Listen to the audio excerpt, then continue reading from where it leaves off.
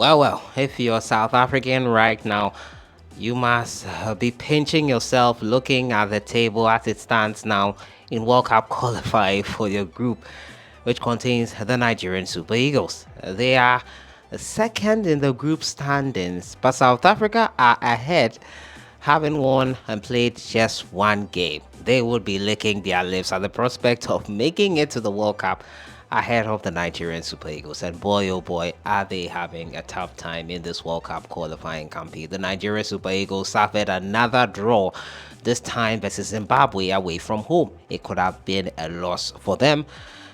For some interesting refereeing decisions and everything in the Nigerians are struggling. Jose Pesero, the calls for a sack for him is louder than ever. But if you're a Nigerian fan, let me know what you think is the problem with the Super Eagles. Happy as well, he's doing amazing things with the Sudan side. On his quest to become the first coach that leads Sudan to their very first World Cup, he's gotten 4 points on the board in 2 games. First one was a draw, the second one a win versus Congo. Congratulations to the former Ghana Black Stars coach and player. Today we're going to talk about the Ghana Black Stars, who had their very first training session in Comoros ahead of the game versus Comoros. The first time the two teams are meeting since that game in Garoua, Cameroon, in the north. It was a really sad night. A really low point for Ghana football. That defeat condemned us to elimination from the group stages for the first time since 2006 and our West AFCON campaign. There'll be a lot of memories for these players. Well, not most of them, but some of them from that night in Garoua. Comoros themselves got off to the best possible start. We'll talk about their training, team news, and everything in between. But don't forget to subscribe if you haven't. Click on the notification bell to get more updates. Keep your votes coming in, guys. We want to win this award. Sports Content Creator of the Year, Sahara Football, has been nominated. Your votes will go along with supporters. I'll pin it as the first comment here and also in the description as well. South Africans must be excited, and that goes to show what Chris Hughton has been saying since a couple of weeks now. He said it in the post-match presser. It's quite disrespectful to think that other African countries are not as strong, or to think that Ghana should be blasting away other African countries. Countries are learning.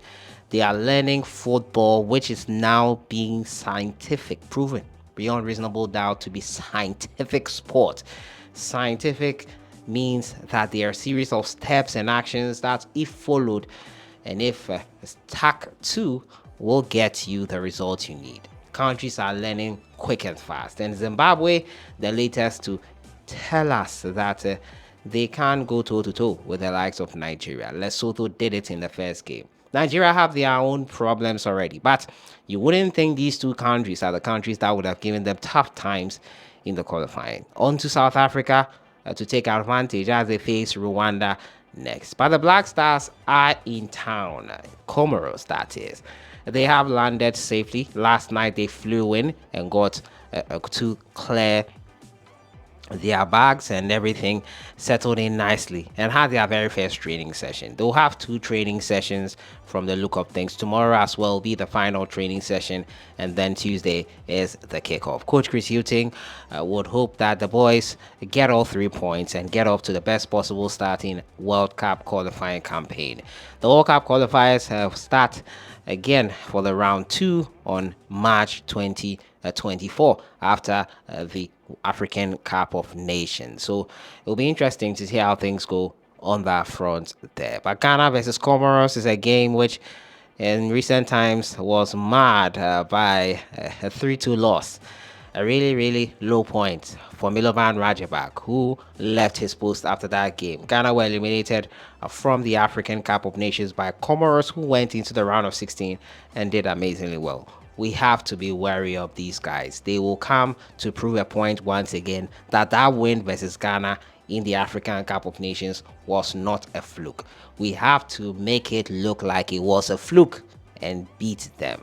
That would mean that Chris Hughton has to start his best possible 11 and cannot afford to have that first half we had versus Madagascar, well, he could have that and still survive, but it will be taking a risk.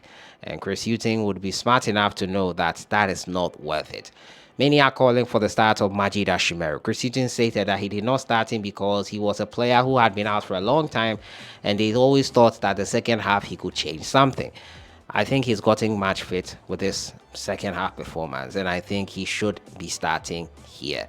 He should be starting this game, and does not deserve any more than that. He should be starting, plain and simple.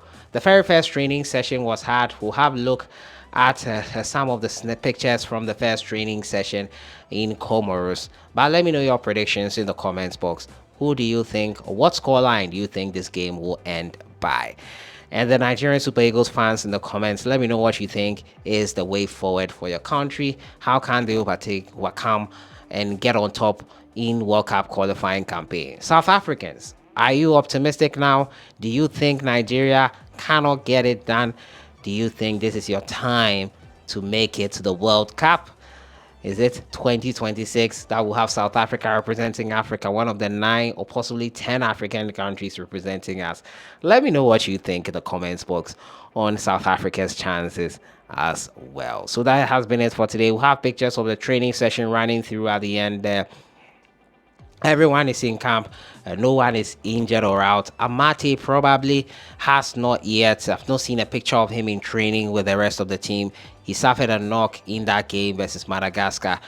Probably would be precautionary if he does not play for his from his club, probably if he does not play. So we hope and wish him a speedy recovery heading into that one. So that has been it for today. First training session had Nigeria's troubles. What next for them? South Africa, is this your chance?